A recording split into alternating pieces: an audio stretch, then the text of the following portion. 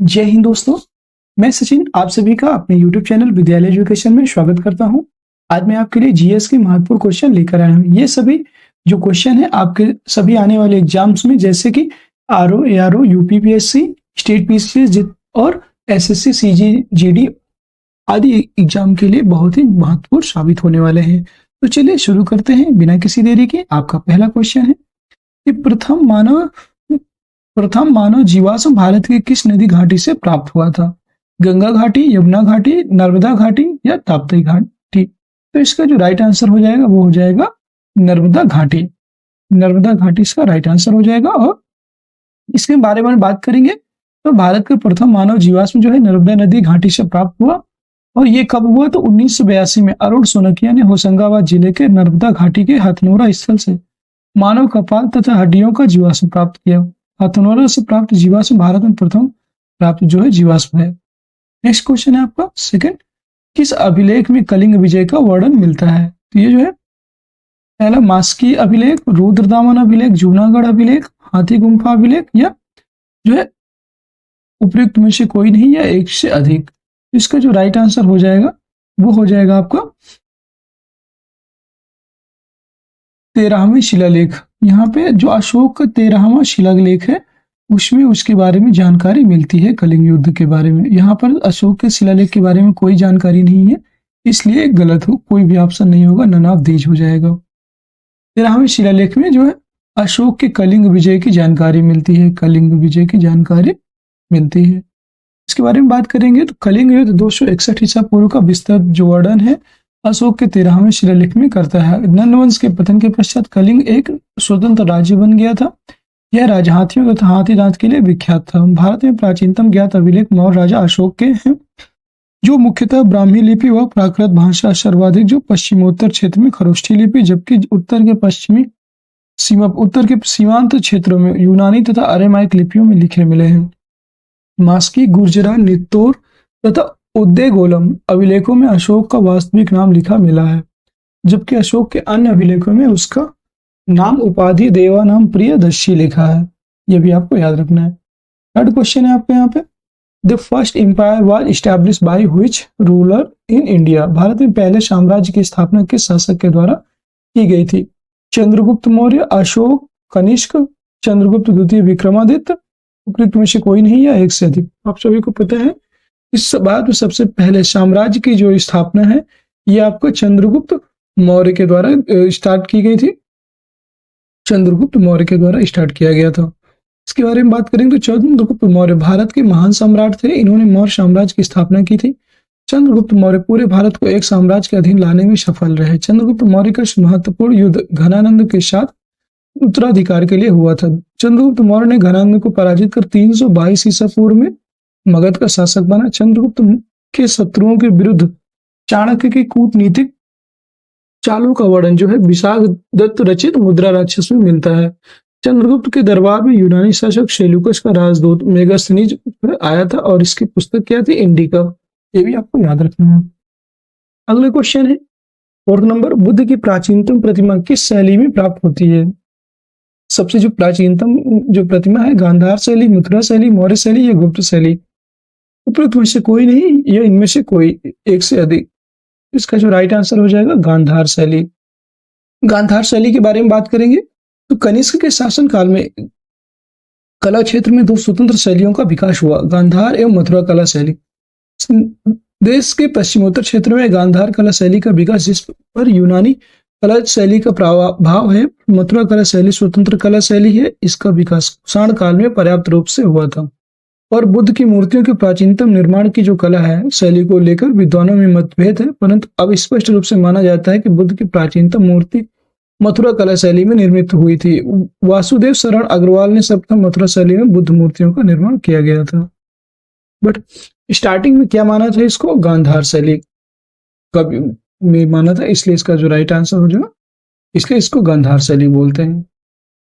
Next question, इस सल्तनत काल में सार्वजनिक वितरण प्रणाली किसने प्रारंभ की थी? सार्वजनिक जो सल्तनत काल है उसमें सार्वजनिक वितरण प्रणाली जो है अलाउद्दीन खिलजी ने प्रारंभ किया था। सल्तनत काल में सार्वजनिक वितरण प्रणाली बाजार नियंत्रण व्यवस्था के अंतर्गत अलाउद्दीन खिलजी ने चलाया था। अलाउद्दीन खिलजी ने 3 महत्वपूर्ण बाजार शाहना के नियंत्रण में स्थापित किए तथा प्रत्येक वस्तु के मूल्य का निर्धारण कर दिया, जिसकी साम्यता आधुनिक काल की सार्वजनिक वितरण प्रणाली से की जाती है। नेक्स्ट क्वेश्चन है, सन 1565 में कौन सा प्रसिद्ध युद्ध हुआ था? 1565 में जो है आपका इसमें हुआ था पानीपत का प्रथम युद्ध, नहीं ये तो 1526 में हुआ था। पानीपत का द्वितीय युद्ध 1556 में हुआ था और खानवा का युद्ध 1527 में हुआ था। तालीकोटा का युद्ध ये भी आपका जो है 1565 में हुआ था। ठीक है, इसका जो राइट आंसर हो जाएगा ये तालीकोटा का युद्ध। इसके बारे में बात करेंगे तो विजयनगर शासक राम राय के विरुद्ध 1565 ईस्वी में एक संघ का निर्माण हुआ, जिसमें बीजापुर, गोलकुंडा, अहमदनगर और बीदर शामिल थे। इन राज्यों की संयुक्त सेना ने 1565 ईस्वी में तालीकोटा या बन्नीहट्टी के युद्ध में विजयनगर को करारी मात दी थी। इस युद्ध के पश्चात विजयनगर का वैभव करीब करीब समाप्त हो गया था। नेक्स्ट क्वेश्चन आपका 7 नंबर, दीन इलाही किसके द्वारा प्रारंभ किया गया था? तो ये प्रारंभ किया गया था अकबर के द्वारा। इसके बारे में बात करेंगे तो दीन इलाही एक धर्म है जो कि अकबर द्वारा 1582 में शुरू किया गया था। इस धर्म में सभी धर्मों की अच्छी बातों का समावेश किया गया था। इस धर्म के प्रचार के लिए उसने केवल अपने विश्वस्त लोगों को ही इसमें शामिल किया। विंसेंट स्मिथ के अनुसार दीन इलाही अकबर की भूल का स्मारक था, बुद्धिमानी का नहीं। ये विंसेंट स्मिथ के द्वारा कहा गया। नेक्स्ट क्वेश्चन है 8वां नंबर के अष्टप्रधान मंत्रिपरिषद किसके राज्य प्रबंध में सहायता करती थी? ये जो अष्टप्रधान आपका शिवाजी जी के दरबार में राज्य प्रबंध में सहायता करती थी। इस अष्टप्रधान के बारे में बात करेंगे तो शासन के कार्यों को सुचारू रूप से चलाने के लिए छत्रपति शिवाजी महाराज ने 8 मंत्रियों की मंत्रिपरिषद का गठन किया था, जिसे छत्रपति शिवाजी का अष्टप्रधान मंडल कहा जाता था।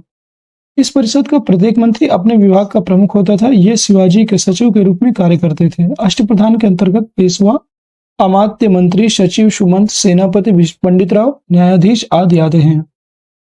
नेक्स्ट क्वेश्चन है आपका 9 नंबर, भारत में ब्रिटिश साम्राज्य का संस्थापक कौन था? जो ब्रिटिश साम्राज्य है इसका संस्थापक था आपका, ये बताना है। सीसली मैन, Lord Minto, Lord Clive, Lord Mayo, उपयुक्त में से कोई नहीं है, इनमें से एक से अधिक। ब्रिटिश साम्राज्य का संस्थापक लॉर्ड मेयो को माना जाता है। भारत में ब्रिटिश साम्राज्य का संस्थापक लॉर्ड क्लाइव को माना जाता है। नेक्स्ट क्वेश्चन है आपका, इसके बारे में बात करें लॉर्ड क्लाइव के, तो भारत में ब्रिटिश साम्राज्य के संस्थापक रॉबर्ट क्लाइव को माना जाता है। भारत में ब्रिटिश शासन की स्थापना का मार्ग 1757 ईस्वी में क्लाइव के नेतृत्व में लड़े गए प्लासी के युद्ध के बाद से ही खुल गया था। इस युद्ध ने ईस्ट इंडिया कंपनी को बंगाल का स्वामी बना दिया तथा वह राजनीतिक शक्ति के रूप में स्थापित हो गए थे। नेक्स्ट क्वेश्चन है आपका, कुंवर सिंह जगदीशपुर में कब प्रविष्ट हुए? कुंवर सिंह जो थे ये आपके 22 अप्रैल 1858 ईस्वी को जगदीशपुर में प्रविष्ट हुए थे। कुंवर सिंह के बारे में बात करेंगे तो कुंवर सिंह सन 1857 के प्रथम भारतीय स्वतंत्रता संग्राम के सिपाही और महानायक थे।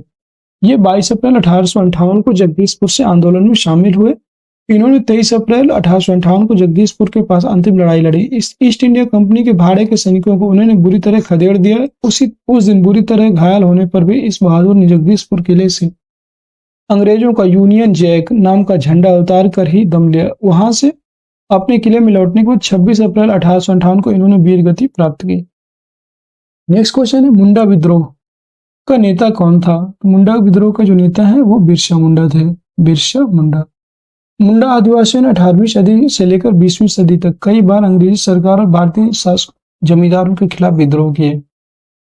बिरसा मुंडा ने के नेतृत्व में 19वीं सदी के आखिरी दशक में किया गया ये मुंडा विद्रोह 19वीं सदी के सर्वाधिक महत्वपूर्ण जनजातीय आंदोलनों में से एक है। इसे उल गुलान महान हलचल नाम से भी जाना जाता है। मुंडा विद्रोह झारखंड का सबसे बड़ा विद्रोह था, जिसमें हजारों की संख्या में मुंडा आदिवासी शहीद हुए थे। याद रखना है आपको। नेक्स्ट क्वेश्चन है, 1857 की क्रांति सर्वप्रथम कहां से प्रारंभ हुई थी? तो ये जो है मेरठ से प्रारंभ हुई थी 1857 की क्रांति। 1857 की क्रांति ब्रिटिश शासन के खिलाफ एक बड़ी और अहम घटना थी। इस क्रांति की शुरुआत 10 मई 1857 ईस्वी को मेरठ से हुई, जो धीरे धीरे कानपुर, बरेली, झांसी, दिल्ली, अवध आदि स्थानों पर फैल गई। इस विद्रोह की औपचारिक शुरुआत 10 मई 1857 को हुई, किंतु इससे पूर्व 29 मार्च 1857 को बैरकपुर छावनी के 34वीं इन्फेंट्री के सिपाही मंगल पांडे ने चर्बीयुक्त कारतूस के प्रयोग के विरोध में अपने अधिकारी लेफ्टिनेंट बाग एवं ह्यूसन की हत्या करके विद्रोह का शंखनाद कर दिया था। इसके बाद विद्रोही ने 11 मई को सुबह दिल्ली पर अधिकार कर लिया तथा मुगल बादशाह बहादुर शाह को भारत का सम्राट घोषित कर दिया। अगला क्वेश्चन है आपका 30 नंबर। तेभागा आंदोलन सन 1946 ईस्वी में बंगाल में आरंभ हुआ था। तो किसके द्वारा हुआ था ये बताना है। मुस्लिम लीग के नेतृत्व में, किसान सभा के नेतृत्व में, भारतीय राष्ट्रीय कांग्रेस के नेतृत्व में, श्रमिक संघ के नेतृत्व में, उपयुक्त में से कोई नहीं, इनमें से कोई एक से अधिक। इसका राइट आंसर है किसान सभा के नेतृत्व में।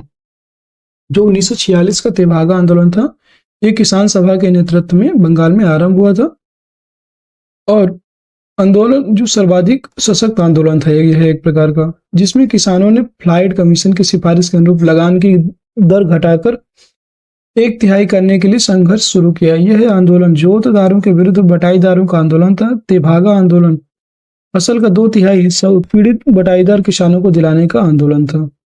नेक्स्ट क्वेश्चन है आपका। जर्मनी के समर्थन से काबुल में राजा महेंद्र प्रताप सिंह के नेतृत्व में अंतरिम सरकार का गठन हुआ था। कब हुआ था ये बताना है। गदर आंदोलन के दौरान, स्वदेशी आंदोलन के दौरान, द्वितीय विश्व युद्ध के दौरान, होम रूल आंदोलन के दौरान, उपयुक्त में से कोई नहीं है एक से अधिक। तो इसका जो राइट आंसर है गदर आंदोलन के दौरान। 1913 में जो गदर पार्टी का स्थापना हुई थी उसी के दौरान ये इसका गठन हुआ था। गदर पार्टी की स्थापना अमेरिका के सैन फ्रांसिस्को में 1913 में अंग्रेजी साम्राज्य को खत्म करने के उद्देश्य हुए थे। गदर पार्टी के संस्थापक अध्यक्ष सरदार मोहन सिंह भागना थे। इसी समय जर्मनी के समर्थन से काबुल में राजा महेंद्र प्रताप सिंह के नेतृत्व में अंतिम सरकार का गठन हुआ था। अगला क्वेश्चन है। चंपारण आंदोलन मुख्यतः किसके विरोध में था? भू राजस्व, नकदी फसल, ब्रिटिश साम्राज्य सरकार की कृषि नीति या भू अनुदान? इसका राइट आंसर है नकदी फसल। नकदी फसल जो क्या थी वो थी आपकी नील की खेती। नील की खेती का जो 3/20 भाग उसके विरोध में हुई थी, जो अंग्रेजों के द्वारा जबरदस्ती करवाया जा रहा था। चंपारण किसान आंदोलन देश की राजधानी के संघर्ष का मजबूत प्रतीक बन गया था। हजारों भूमिहीन मजदूर एवं गरीब किसान खाद्यान्न के बजाय नील और अन्य नकदी फसलों की खेती करने के लिए बाध्य हो गए थे। वहां पर नील की खेती करने वाले किसानों पर बहुत अत्याचार हो रहा था। महात्मा गांधी ने अप्रैल 1917 में राजकुमार शुक्ल के निमंत्रण पर बिहार के चंपारण के नील कृषकों की स्थिति का जायजा लेने वहां पहुंचे थे। गांधी जी ने 3 कठिया पद्धति के खिलाफ चंपारण सत्याग्रह शुरू किया था। 3 कठिया था 20 कट्ठे में 3 कट्ठे पर नील उगाने के लिए जो अंग्रेजों के द्वारा जबरदस्ती उनको परेशान किया जा रहा था, अत्याचार किया जा रहा था, उसके खिलाफ ये विद्रोह हुआ था। 16 नंबर क्वेश्चन है। पूना सार्वजनिक सभा की स्थापना की थी। ये हुआ था आपका महादेव गोविंद राणा के द्वारा 1858 ईस्वी में, ये नहीं 1870 में महादेव गोविंद रानाडे, ये हुआ था 1870 में। ये बताना है कि महात्मा महादेव गोविंद रानाडे के द्वारा कब किया गया था। तो ये 1870 में इसकी स्थापना हुई थी, पूना सार्वजनिक सभा। इसके बारे में बात करेंगे तो इसकी जो स्थापना है, पूना सार्वजनिक सभा की स्थापना 2 अप्रैल 1870 को हुई थी। महाराष्ट्र में समाज सुधार करने और राजनीतिक चेतना उत्पन्न करने वाले महादेव गोविंद रानाडे द्वारा 1870 में पूना सार्वजनिक सभा की स्थापना की गई। इसके द्वारा सरकार और जनता के मध्य एक सेतु बनाने का कार्य भी किया गया था। अगला क्वेश्चन है आपका। आर्य समाज की स्थापना किसने की थी? तो आर्य समाज की जो स्थापना है स्वामी दयानंद सरस्वती के द्वारा की गई थी। आर्य समाज के बारे में बात करेंगे तो आर्य समाज की स्थापना दयानंद सरस्वती द्वारा 1875 में बंबई में की गई। 1879 ईस्वी में इसका मुख्यालय लाहौर बनाया गया। इन्होंने वेदों की और लोटों का नारा दिया। दयानंद सरस्वती को भारत का मार्टिन लूथर किंग कहा जाता है। इन्होंने बाल विवाह एवं छुआछूत जाति प्रथा का विरोध किया तथा विधवा पुनर्विवाह एवं अंतरजातीय विवाह का समर्थन किया। आर्य समाज ने भारतीयों के लिए का नारा दिया था।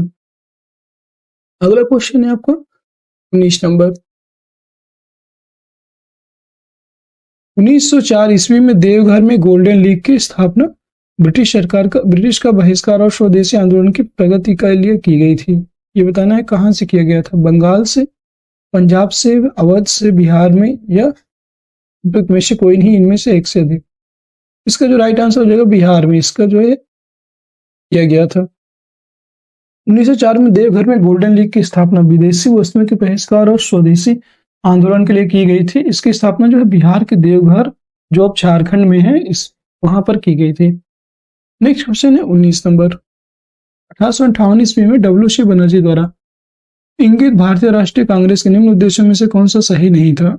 देश के हितों की रक्षा करने वाले भारतीयों के बीच संपर्क और मित्रता बढ़ाना, देशवासियों के बीच जाति जिस संप्रदाय तथा प्रांतीय पक्षपातों की भावनाओं को दूर करने के उनमें राष्ट्रीय एकता की भावना को विकसित करना, शिक्षित वर्ग की पूर्ण सहमति से महत्वपूर्ण और आवश्यक सामाजिक विषयों पर विचार प्रकट करना, यह निर्धारित करना कि आगामी वर्षों में भारतीय लोकहित के लिए किस दिशा में और किस आधार पर कार्य करें। उपयुक्त में से कोई नहीं है, उपयुक्त में से एक से अधिक ये बताना है।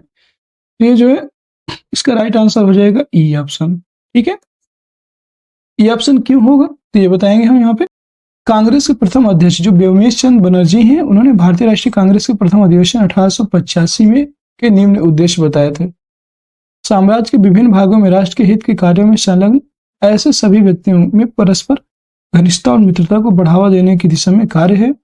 अपने सभी राष्ट्र प्रेमियों में जाति धर्म या प्रांतीयता के सभी संभव पूर्वाग्रहों को सीधे मित्रतापूर्वक व्यक्तिगत संपर्क से दूर करना और राष्ट्रीय एकता की उन भावनाओं को पूरी तरह से विकसित और संगठित करना। अगला है तत्कालीन महत्वपूर्ण और ज्वलंत सामाजिक समस्याओं के बारे में शिक्षित वर्ग के परिपक्व व्यक्तियों के साथ पूरी तरह से विचार विमर्श करने के बाद बहुत सावधानी से इनका प्रमाणिक लेखा जोखा तैयार करना। नेक्स्ट, जिन दिशाओं में जिस तारीख से अगले 12 महीनों में देश के राजनीतिकों को लोकहित के लिए कार्य करना चाहिए उनका निर्धारण करना। ये सभी इसके जो है आंसर सही थे। नेक्स्ट है आपका 20 नंबर। सोसाइटी की स्थापना किसने की थी? तो सोसाइटी की स्थापना जो है विनायक दामोदर सावरकर के द्वारा की गई थी। सोसाइटी की स्थापना ये इसका राइट आंसर है। इसमें देखेंगे तो अभिनव भारत समिति 1904 में विनायक दामोदर सावरकर ने और उनके भाई गणेश दामोदर सावरकर व नारायण दामोदर सावरकर द्वारा स्थापित एक गुप्त क्रांतिकारी संस्था थी। विनायक सावरकर और गणेश सावरकर ने 1899 में नासिक में एक क्रांतिकारी गुप्त समाज का मित्र मेला शुरू किया था। अगला क्वेश्चन है 21। भारतीय राष्ट्रीय कांग्रेस के द्वितीय सम्मेलन में कितने मुस्लिम प्रतिनिधियों ने भाग लिया था? द्वितीय जो सम्मेलन हुआ था उसमें जो है आपके 33 मुस्लिम प्रतिनिधियों ने भाग लिया था। इसके बारे में बात करेंगे तो भारतीय राष्ट्रीय कांग्रेस की स्थापना 72 प्रतिनिधियों की उपस्थिति के साथ 28 दिसंबर 1885 को बॉम्बे के गोकुलदास तेजपाल संस्कृत महाविद्यालय में हुई थी। इसके संस्थापक महासचिव A.O. ह्यूम, इनका पूरा नाम है एलन ऑक्टेवियन ह्यूम, जिन्होंने कलकत्ता के व्योमेश चंद्र बनर्जी को अध्यक्ष नियुक्त किया। कांग्रेस द्वारा दूसरा अधिवेशन 1886 में कलकत्ता में हुआ था, जिसके अध्यक्ष दादा भाई नौरोजी थे। इसमें 33 मुस्लिम प्रतिनिधियों ने हिस्सा लिया था। अगला क्वेश्चन यहाँ पे, सन 1902 ईस्वी में लॉर्ड कर्जन ने 2 भारतीय सदस्यों को सम्मिलित करते हुए एक विश्वविद्यालय आयोग का गठित किया। वे कौन थे? वे थे आपके बाल गंगाधर तिलक और सुरेंद्रनाथ बनर्जी, गोपाल कृष्ण गोखले और रासबिहारी बोस, सैयद हुसैन बिलग्रामी और सुरेंद्रनाथ बनर्जी, सैयद हुसैन बिलग्रामी और न्यायमूर्ति गुरुदास बनर्जी। यही इसका राइट आंसर है, सैयद हुसैन और बिलग्राम और न्यायमूर्ति गुरुदास बनर्जी। इसके बारे में बात करेंगे तो 1902 में लॉर्ड कर्जन ने भारतीय विश्वविद्यालयों की स्थिति का निरीक्षण करने और उनकी कार्यक्षमता में सुधार हेतु सुझाव देने के लिए एक आयोग की नियुक्ति की। आयोग के सुझावों के आधार पर 1904 में भारतीय विश्वविद्यालय अधिनियम पारित किया गया। इस अधिनियम के द्वारा विश्वविद्यालयों पर सरकारी नियंत्रण बढ़ा दिया गया। इसके 2 भारतीय सदस्य सैयद हुसैन बिलग्रामी और न्यायमूर्ति गुरुदास बनर्जी थे। अगला क्वेश्चन आपको 23। सन 1872 में बिहार हेराल्ड का आरंभ किसने किया था? बिहार हेराल्ड का जो आरंभ हुआ था ये बाबू गुरु प्रसाद जी के द्वारा किया गया था। जो गुरु प्रसाद सेन थे इनके द्वारा बिहार हेराल्ड का आरंभ किया गया था। इसके बारे में बात करेंगे तो द बिहार हेराल्ड बिहार का पहला अंग्रेजी समाचार पत्र था। इसका प्रकाशन 1875 में प्रारंभ हुआ। बिहार हेराल्ड का आरंभ 1875 में बाबू गुरु प्रसाद सेन ने किया था और वर्ष 2015 में इसे दोबारा शुरू किया गया था। अगला क्वेश्चन आपका, कांग्रेस के द्वितीय मुस्लिम अध्यक्ष कौन थे? ये जो रहीमतुल्लाह मोहम्मद सयानी दूसरे अध्यक्ष थे। पहले कौन थे? बदरुद्दीन तैयब जी, याद रखिएगा। भारतीय राष्ट्रीय कांग्रेस के प्रथम मुस्लिम अध्यक्ष बदरुद्दीन तैयब जी थे और इन्होंने मद्रास में आयोजित कांग्रेस सम्मेलन 1887 ईस्वी की अध्यक्षता की कांग्रेस के द्वितीय मुस्लिम अध्यक्ष मोहम्मद रहीमतुल्लाह सयानी कलकत्ता 1896 ईस्वी में, जिन्होंने स्वयं वंदे मातरम का ज्ञान किया था। अगला क्वेश्चन है, भारत छोड़ो आंदोलन के दौरान बकरी का टापू में अखिल भारतीय आजाद दस्ता का गठन किया गया था, इसके द्वारा। तो ये आजाद दस्ता का जो गठन है ये आपका जयप्रकाश नारायण जी के द्वारा किया गया था। दस्ता आजाद दस्ता की बात करेंगे तो आजाद दस्ता भारत छोड़ो आंदोलन के बाद क्रांतिकारियों द्वारा प्रथम गुप्त गतिविधियां थी। जयप्रकाश नारायण ने इसकी स्थापना नेपाल के तराई के जंगलों में रहकर की थी। इसके सदस्यों को छापामार युद्ध जो था होता था एवं विदेशी शासन को अस्त व्यस्त एवं पंगु करने का प्रशिक्षण दिया जाने लगा। अर्थात विदेशी शासकों को कैसे परेशान करें ये सब यहाँ पे शिक्षा दी जाती थी आजाद दस्ता के द्वारा। 26 नंबर क्वेश्चन है, 1934 ईस्वी में कांग्रेस सोशलिस्ट पार्टी की स्थापना की गई थी। जवाहरलाल नेहरू और विनोबा भावे कांग्रेस सोशलिस्ट पार्टी की स्थापना किसके द्वारा की गई थी ये बताना है। जवाहरलाल नेहरू और विनोबा भावे, जवाहरलाल नेहरू और जयप्रकाश नारायण के द्वारा, या जयप्रकाश नारायण और आचार्य नरेंद्र देव के द्वारा। ये इसका राइट आंसर है। जो आचार्य नरेंद्र देव हैं और जयप्रकाश नारायण है, इन्हीं के द्वारा जो यहाँ पे 1934 में कांग्रेस सोशलिस्ट पार्टी की स्थापना की गई थी।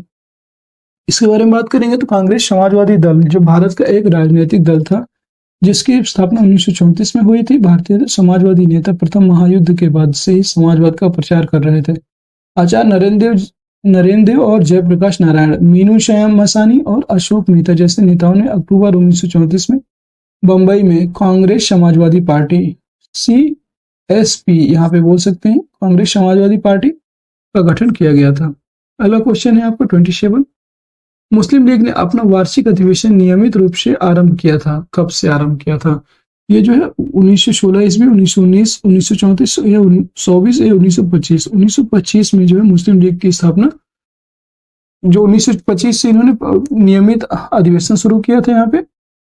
और इसकी स्थापना की बात करेंगे, मुस्लिम लीग की स्थापना जो है 30 सितंबर 1906 ईस्वी को हुई थी। ये ढाका में हुई थी और इसके जो संस्थापक थे आगा खां और सलीम मुल्ला खां थे। जिसका पहला अधिवेशन 1907 ईस्वी में हुआ था। मुस्लिम लीग का वार्षिक अधिवेशन नियमित रूप से जो है 1925 से स्टार्ट हो गया था। अगला क्वेश्चन है आपके यहाँ पे, किसने कहा कि जब तक यह तीसरी शक्ति अथवा इंग्लैंड यहाँ है हमारे सांप्रदायिक मतभेद हमें परेशान करते रहेंगे? ये कहने वाले थे आपका डॉक्टर राजेंद्र प्रसाद, मौलाना अबुल कलाम आजाद, जवाहरलाल नेहरू, विनायक दामोदर सावरकर, या उपयुक्त में से एक से अधिक है, इनमें से कोई नहीं। तो इसका जो राइट आंसर हो जाएगा ये ऑप्शन हो जाएगा। इसके बारे में देखेंगे तो देश में तेजी से गहराते सांप्रदायिक विभाजन के संदर्भ में महात्मा गांधी के चिंतन और विचारों की अहमियत बढ़ जाती है। उनका सपना था कि स्वाधीन भारत में एकता, सद्भाव और सौहार्द। जब कभी उन्हें सांप्रदायिक तनाव की कोई सूचना मिलती थी तो वह बहुत विचलित हो जाते थे। गांधी जी ने कहा, जब तक यह तीसरी शक्ति अथवा इंग्लैंड यहाँ है हमारे सांप्रदायिक मतभेद में परेशान करते रहेंगे। अर्थात यहाँ पर इन महात्मा गांधी के द्वारा यह कथन कहा गया था। महात्मा गांधी जो थे इनके द्वारा यह कथन कहा गया था कि जब तक यह अंग्रेज हमारे यहाँ है हमें सांप्रदायिक मतभेद परेशान करते ही रहेंगे। अगला क्वेश्चन है आपका 29, भारत का प्रथम गवर्नर जनरल कौन था? Lord Mayo, Lord little, Lord Canning, Lord Dufferin. तो जो प्रथम गवर्नर जनरल थे वो इनमें से कोई नहीं थे। ठीक है, प्रथम गवर्नर जनरल की बात करेंगे तो वो थे आपके प्रथम गवर्नर जनरल जो थे उनका नाम था Lord William Bentinck. William Bentinck यहाँ पे प्रथम गवर्नर जनरल थे, इसलिए इसका राइट आंसर होगा ये ऑप्शन। भारत पर ब्रिटिश शासन एक व्यापारिक इकाई के रूप में तब शुरू हुआ था जब 31 दिसंबर 1600 ईस्वी को ईस्ट इंडिया कंपनी रानी एलिजाबेथ प्रथम से रॉयल चार्टर प्राप्त किया और चार्टर एक्ट 1833 के द्वारा बंगाल के गवर्नर जनरल का पद नाम पुनः बदलकर भारत का गवर्नर जनरल कर दिया। और भारत के पहले गवर्नर जनरल जो थे विलियम बेंटिक थे। यह पद मुख्य रूप से प्रशासनिक उद्देश्यों के लिए था और इसे ईस्ट इंडिया कंपनी के कोर्ट ऑफ डायरेक्टर्स को रिपोर्ट करना था। अगला क्वेश्चन है, कश्मीर में पहलगाम किस नदी के किनारे बसा था? ये जो है लिद्दर नदी के किनारे जो है पहलगाम स्थित है। पहलगाम भारत के जम्मू और कश्मीर केंद्र शासित प्रदेश के अनंतनाग जिले का एक छोटा सा कस्बा है। यह एक विख्यात पर्यटन स्थल है, साथ ही अमरनाथ यात्रा का एक महत्वपूर्ण पड़ाव भी है। यह लिद्दर नदी के किनारे बसा हुआ है। अगला क्वेश्चन आपका, दंडकारण्य क्षेत्र किस राज्य में स्थित है? तो ये जो है आपका उड़ीसा छत्तीसगढ़, आंध्र प्रदेश, तेलंगाना, उपयुक्त में से कोई नहीं, ये एक में से एक से अधिक। तो ये जो है आपका जो दंडकारण्य है ये उड़ीसा, छत्तीसगढ़ और आंध्र प्रदेश, तेलंगाना ये सभी जगह स्थित है। इसका राइट आंसर हो जाएगा एक से अधिक। इसके बारे में बात करेंगे तो दंडकारण्य पूरे मध्य भारत का भौतिक क्षेत्र है। करीब 92,300 वर्ग किलोमीटर क्षेत्रफल में फैले इस क्षेत्र के पश्चिम में अबूझमाड़ पहाड़ियां तथा पूर्व में इसकी सीमा पूर्वी घाट शामिल है। दंडकारण्य में छत्तीसगढ़, उड़ीसा, आंध्र प्रदेश, तेलंगाना आदि राज्य शामिल है। नेक्स्ट क्वेश्चन की बात करेंगे तो भारत में चंद्र और भागा नदियां किस क्षेत्र में बहती हैं? भारत में जो चंद्र और भागा है ये लाहौल क्षेत्र में स्थित है, लाहौल। इसके बारे में बात करेंगे तो चंद्र और भागा नदी का मिलन स्थल हिमाचल प्रदेश के लाहौल स्पीति जिले में है। हिमालय की गोद में बसे इस जिले में चंद्रभागा नदी का अनोखा प्रवाह है। चंद्र नदी चंद्रमा की पुत्री और भागा सूर्य का पुत्र माना जाता है। चंद्रभागा नदियों के मिलने से चिनाब नदी बनती है। अगला क्वेश्चन है, चंबल नदी पर राणा प्रताप सागर जल विद्युत परियोजना किस राज्य में स्थित है? ये जो है आपका स्थित है राजस्थान राज्य में। चंबल नदी पर जो राणा प्रताप सागर जल विद्युत परियोजना है ये राजस्थान में स्थित है। इसके बारे में बात करेंगे तो चंबल नदी पर राणा प्रताप सागर बांध राजस्थान में चूलिया जलप्रपात के पास बनाया गया है। इस बांध की ऊंचाई 54 मीटर है। इसके अलावा चंबल नदी पर गांधी सागर बांध, जवाहर सागर बांध व कोटा बैराज का निर्माण किया गया है। अगला प्रश्न की बात करेंगे तो राजस्थान में स्थित खेतरी खदान किसके लिए प्रसिद्ध है? तो ये आपका जो है तांबे के लिए जो है आपकी खदान जो खेतरी खदान है ये प्रसिद्ध है। नेक्स्ट क्वेश्चन, इसके बारे में बात करेंगे तो खेतरी खदान जो कॉपर की खदानों के लिए प्रसिद्ध है। यहाँ भारत सरकार का सार्वजनिक उपक्रम हिंदुस्तान कॉपर लिमिटेड द्वारा तांबे के अयस्क का उत्पादन एवं उसका परिशोधन किया जाता है। यह राजस्थान में स्थित है। दक्षिण एशिया में सर्वाधिक लौह अयस्क उत्पादक क्षेत्र भारत में है। विश्व में लौह अयस्क उत्पादन में भारत चौथे स्थान पर है। भारत में 98% कोयले का भंडार गोंडवाना क्षेत्र में है, जबकि शेष 2% टर्शियरी युग की जो चट्टानें हैं वहां पर पाया जाता है। अगला प्रश्न की बात करेंगे तो 35 नंबर क्वेश्चन है, निम्नलिखित में से कौन सी मवेशी नस्ल राजस्थान की नहीं है? तो ये जो है हल्लीकर जो है यहाँ पर मवेशी नस्ल हल्लीकर जो है यहाँ पर राजस्थान की नहीं है। थारपारकर, राठी और मेवाती ये जो राजस्थानी नस्लें हैं। राजस्थान के पशुपालन के क्षेत्र में गाय का स्थान जो है अत्यंत महत्वपूर्ण है और ये हल्लीकर, थारपारकर, राठी, मेवाती नस्ल की जो मवेशियां राजस्थान के प्रसिद्ध नस्लें हैं, जबकि हल्लीकर नस्ल जो कर्नाटक की है, याद रखना है। अगला क्वेश्चन है आपका 36 नंबर, निम्नलिखित में से भारत का कौन सा राज्य तांबे का सबसे बड़ा उत्पादक है? तांबे का सबसे बड़ा उत्पादक जो है मध्य प्रदेश है। भारत में तांबे का सबसे बड़ा उत्पादक राज्य मध्य प्रदेश है। इसके अलावा राजस्थान और झारखंड है। दूसरे में राजस्थान, तीसरे में झारखंड आता है। मानव सभ्यता द्वारा सबसे पहले प्रयोग की जाने वाली धातु तांबा है। और तांबे के प्रमुख अयस्क कौन कौन से होते हैं देखेंगे। कॉपर पायराइट जिसका सूत्र होता है CuFeS2, और दूसरा है मेलाकाइट CuCO3, और चौथा है यहाँ पे क्यूप्राइट Cu2O, और पांचवा है यहाँ पे कॉपर ग्लास यहाँ पे Cu2S। नेक्स्ट क्वेश्चन आपका, जवाहरलाल नेहरू बंदरगाह किस राज्य में स्थित है? जवाहरलाल नेहरू जो बंदरगाह है ये आपका महाराष्ट्र में स्थित है। जवाहरलाल नेहरू की बात करेंगे तो जवाहरलाल नेहरू बंदरगाह जिसे नाहवा सेवा भी कहा जाता है, वह अरब सागर पर तट पर मुंबई के दक्षिण में स्थित महाराष्ट्र का एक बंदरगाह है। इसका निर्माण मुंबई बंदरगाह के यातायात के दबाव को कम करने के लिए किया गया है और मुख्य रूप से यहाँ मालवाहक जहाजों का आवागमन होता है। मरमुआ गांव बंदरगाह गोवा में है, कांडला बंदरगाह गुजरात में है और आंध्र प्रदेश में विशाखापत्तनम बंदरगाह स्थित है। अगला प्रश्न है आपका 38, यूरोप में पिरेनीज पर्वत श्रृंखला किन दो देशों को अलग करती है? ये जो है स्पेन और फ्रांस जो देश है इनको यूरोप में पिरेनीज जो पर्वत है अलग करता है, स्पेन और फ्रांस। इसके बारे में बात करें तो पिरेनीज पर्वत श्रृंखला दक्षिण पश्चिम यूरोप में स्पेन और फ्रांस की सीमा पर एक स्थित पर्वतमाला है। यह इबेरिया प्रायद्वीप को यूरोप महाद्वीप के अन्य भागों से अलग करती है। पिरेनी पर्वत श्रृंखला के उत्तर पश्चिम में बिस्के खाड़ी से लेकर दक्षिण पूर्व में भूमध्य सागर तक फैली है। वासेज पर्वत फ्रांस और जर्मनी की सीमा पर तथा ब्लैक फॉरेस्ट पर्वत जर्मनी में है।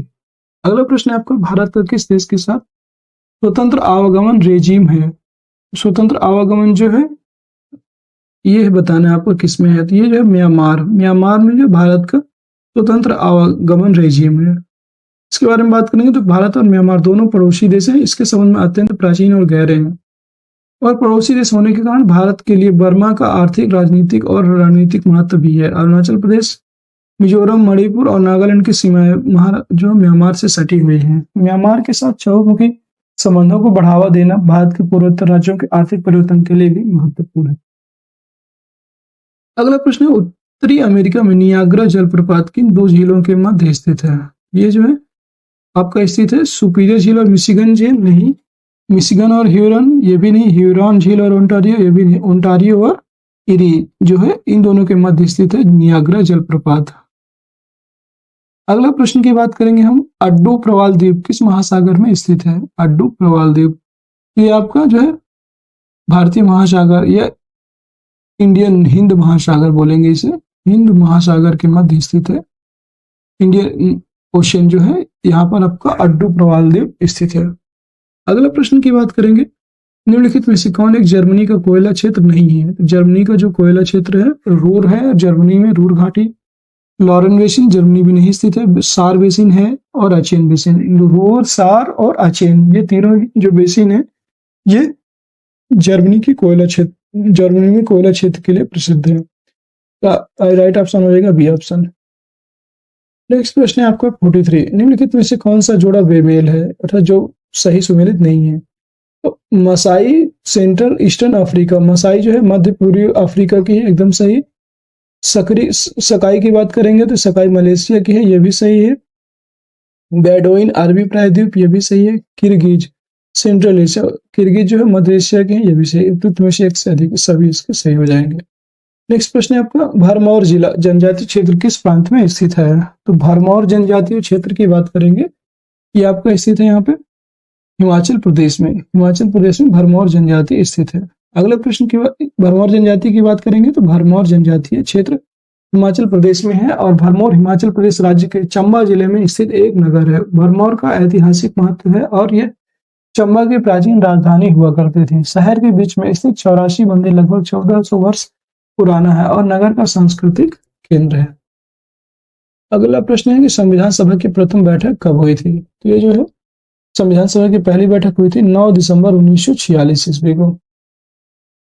संविधान सभा की प्रथम बैठक 9 दिसंबर 1946 को हुई थी और यही क्वेश्चन सेम आपका जो है बीपीएससी में भी पूछा गया था, याद रखिएगा। मतलब ऐसे ही क्वेश्चन सारे ये बीपीएससी और UPPCS, state PCS, RO ARO सभी एग्जाम के लिए महत्वपूर्ण है और वहां पे आपको ये क्वेश्चन डायरेक्ट देखने को भी मिल सकते हैं। संविधान सभा की प्रथम बैठक 9 दिसंबर 1946 को संसद भवन के केंद्रीय कक्ष में हुई थी, जिसका अस्थायी जो अध्यक्ष है डॉक्टर सच्चिदानंद सिन्हा को बनाया गया था और 11 दिसंबर 1946 को डॉक्टर राजेंद्र प्रसाद जो है संविधान सभा के स्थायी अध्यक्ष निर्वाचित हुए थे। बीएन राव को संविधान सभा के संवैधानिक सलाहकार के रूप में नियुक्त किया गया था। अगला प्रश्न है आपका, सूची 1 को सूची 2 से मिलाइए और सूचियों के नीचे दिए गए कोड की सहायता से उत्तर का चयन करना है। तो ग्राम पंचायत का गठन, तो ग्राम पंचायतों का जो गठन है ये आपका होगा यहाँ पे अनुच्छेद 40 में, आर्टिकल 40 में ग्राम पंचायतों का गठन है। समान नागरिक संहिता ये अनुच्छेद 44 में है, यहाँ से ऐसे मिला सकते हैं आपको 44 में है ये। और न्यायपालिका व कार्यपालिका का पृथक्करण तो ये है आपका अनुच्छेद 50 में है। और अंतर्राष्ट्रीय शांति एवं विकास अनुच्छेद 51 में है। कृषि एवं पशुपालन ये है आपका अनुच्छेद 48 में, कृषि एवं पशुपालन। ठीक है, इसका जो राइट आंसर हो जाएगा वो हो जाएगा आपका B1। कैसे मैच करेगा ये? यूनिफॉर्म सिविल कोड ये समान नागरिक संहिता आर्टिकल 44 में है और ग्राम पंचायत का गठन आर्टिकल 4 में है। तो A1 ऐसे मिलेगा, A1 B5 ऐसे A5 B3। एक्चुअली इसका जो राइट आंसर हो जाएगा A हो जाएगा क्योंकि ये कोई भी मैच नहीं कर रहा। ठीक है। और 47, इंदिरा शाहिनी बनाम भारत संघ मुकदमे में सर्वोच्च न्यायालय का निर्णय किस विषय से संबंधित है? सरकारी नौकरियों में अन्य पिछड़ा वर्ग का आरक्षण, मूल ढांचे का सिद्धांत, अनुसूचित जाति के प्रमोशन में आरक्षण की स्वीकृति, अनुसूचित जाति के आरक्षण को बढ़ावा। उपयुक्त में से कोई नहीं है, इनमें से एक से अधिक। तो इसका जो राइट आंसर है सरकारी नौकरियों में जो ओबीसी है उसको रिजर्वेशन से संबंधित प्रावधान है इंदिरा शाहिनी बनाम भारत संघ मुकाबले में। नेक्स्ट इसके बारे में बात करेंगे तो इंद्राशायनी मामला जो 1992 में आया था, सर्वोच्च न्यायालय अदालत ने सरकार के निर्णय को बरकरार रखा और घोषणा की कि ओबीसी के उन्नत वर्गों यानी क्रीमी लेयर को आरक्षण के लाभार्थियों की सूची से बाहर रखा जाए। साथ ही यह भी निर्णय दिया कि एससी और एसटी वर्ग को क्रीमी लेयर को अवधारणा से बाहर रखा जाना चाहिए। सर्वोच्च न्यायालय ने इंदिराशायनी बनाम भारत संघ मामले में अनुच्छेद 16(4) के संदर्भ में निर्णय केवल आरंभिक नीति तक है, प्रोन्नति में नहीं। इसमें यह भी सुनिश्चित किया गया कि आरक्षण की सीमा 50% से अधिक नहीं होनी चाहिए। नेक्स्ट क्वेश्चन आपका, कटौती प्रस्ताव का उद्देश्य क्या होता है? तो कटौती जो प्रस्ताव है सरकार की नीतियों पर नियंत्रण करना, सत्ताधारी दल की कार्यवाही को रोकना, बजट प्रभावों के खर्च में कमी का प्रस्ताव प्रस्तुत करना। यही एकदम सही है। जो बजट होता है उसके प्रस्ताव में खर्च में जो कमी है उसके प्रस्ताव को प्रस्तुत करना, यह होता है कटौती प्रस्ताव। यह कटौती प्रस्ताव का यही उद्देश्य होता है। इसके बारे में बात करेंगे तो भारतीय संविधान के अनुच्छेद 112 में के अनुसार सरकार द्वारा संसद के समक्ष प्रत्येक वर्ष एक वार्षिक वित्तीय विवरण प्रस्तुत किया जाता है, जिसे हम बजट कहते हैं। एनुअल फाइनेंशियल स्टेटमेंट इससे बोलते हैं। संसद में बजट पेश किए जाने के बाद उस पर सामान्य चर्चा होती है। तत्पश्चात लोकसभा के विभागानुसार अनुदान की मांगों पर चर्चा करती है, उन्हें स्वीकृति देती है। लेकिन अनुदान की मांगों पर चर्चा के दौरान यदि कोई सदस्य चाहता है कि बजट में किसी भी विभाग के लिए आवंटित राशि में कटौती की जाए तो वह सदस्य एक नोटिस देकर इस संबंध में प्रस्ताव पेश कर सकता है। इस प्रस्ताव को कटौती प्रस्ताव, कट मोशन भी कहते हैं। अगला प्रश्न है आपका, भारत के राष्ट्रपति के चुनाव मंडल में कौन कौन सम्मिलित होते हैं? राज्यसभा के सभी निर्वाचित सदस्य, एकदम सही। लोकसभा के सभी निर्वाचित सदस्य, ये भी सम्मिलित होते हैं। राज्य विधानसभाओं के सभी सदस्य, ये भी सही है। संसद के दोनों सदनों के सभी निर्वाचित सदस्य एवं राज्य विधानसभा के सभी निर्वाचित सदस्य, ये एकदम सही हो जाए। इसके बारे में बात करेंगे तो आंसर नंबर डी है इसका। और इसमें जो है अनुच्छेद 53(1) में कहा गया है कि संघ की कार्यपालिका शक्ति राष्ट्रपति में निहित होगी, वह इसका प्रयोग इस संविधान के अनुसार स्वयं अपने अधीनस्थ अधिकारियों के द्वारा करेगा। भारत का राष्ट्रपति अप्रत्यक्ष निर्वाचन पद्धति अनुपातिक प्रतिनिधित्व पद्धति के अनुसार एकल संक्रमणीय मत के माध्यम से निर्वाचित होता है। राष्ट्रपति के निर्वाचन में संसद के दोनों सदनों व राज्य की विधानसभाओं के निर्वाचित सदस्य, दिल्ली व पुदुचेरी विधानसभा के निर्वाचित सदस्य भाग लेते हैं। भारत की संसद राष्ट्रपति, लोकसभा व राज्यसभा से मिलकर बनती है। और ये आज के लास्ट प्रश्न है। देखिएगा कि सूची 1 को सूची 2 के साथ मिलाकर आपको इसके मिलाइए यहाँ पे और सूचियों के नीचे दिए गए कूट की सहायता से सही उत्तर का चयन करना है। पंचायती राज समितियां एक तरफ है, एक तरफ वर्ष उसका दिया हुआ है। इसमें बताना है आपको क्या होगा इसका आंसर, ये बताना है आपको। CH Hanumanta Rao, GVK Rao, Ashok Mehta, ML Singhvi समिति, बलवंत राय मेहता समिति। यहाँ पे जो है आपको बताना है सबसे CH हनुमंता समिति कब आई थी? तो अब यहाँ पे हम सबसे पहले आई थी आपकी बलवंत राय मेहता समिति, 1957 में आई थी। और CH हनुमंता जो समिति है ये आपकी आई थी 1984 में। यहाँ से देखते हैं कुछ मैच होता है। E4 और C3, A3, ये डी ऑप्शन इसका मैच होता है, ये इसका राइट आंसर। यहाँ से A3 B1 की बात करेंगे तो B1 जो है GVK राव समिति जो है 1995 में आई थी। और जो C5 है तो C5 अशोक मेहता समिति 1978 में आई थी, 1978 ईस्वी में। ML सिंघवी समिति 1986 में आई थी। इसका जो राइट आंसर हो जाएगा डी ऑप्शन हो जाएगा। यहाँ पे बात करें सूची 1 का सही मिलन इस प्रकार है। CH हनुमंता राव ये आपको 1984 में आया था, GVK राव 1985 में, अशोक मेहता समिति 1978 में, ML सिंघवी समिति 1986 में, बलवंत राय मेहता समिति 1956 में। और ये आपके लिए एक GS का प्रश्न है, 51 नंबर का क्वेश्चन है। इसमें आपके लिए एक प्रश्न है कि निम्नलिखित में से किस संवैधानिक संशोधन अधिनियम द्वारा मंत्रिपरिषद की संख्या लोकसभा के कुल सदस्य संख्याओं के 15% की सीमा तक निर्धारित की गई है? 95वां संविधान संशोधन, 93वां संविधान संशोधन, 91वां संवैधानिक संशोधन या 90वां संवैधानिक संशोधन? उपयुक्त में से कोई नहीं, ये इनमें से एक से अधिक। ये आपके लिए प्रश्न है, आप चाहें तो कमेंट सेक्शन में इसका आंसर बता सकते हैं। और आज की क्लास यहीं तक। अगर आपको क्लास पसंद आई हो तो वीडियो को लाइक कर दीजिएगा, शेयर कर दीजिएगा और चैनल को सब्सक्राइब जरूर कर लीजिएगा अगर आप चैनल में नए हों तो। ठीक है, आज के लिए इतना ही। जय हिंद, जय भारत।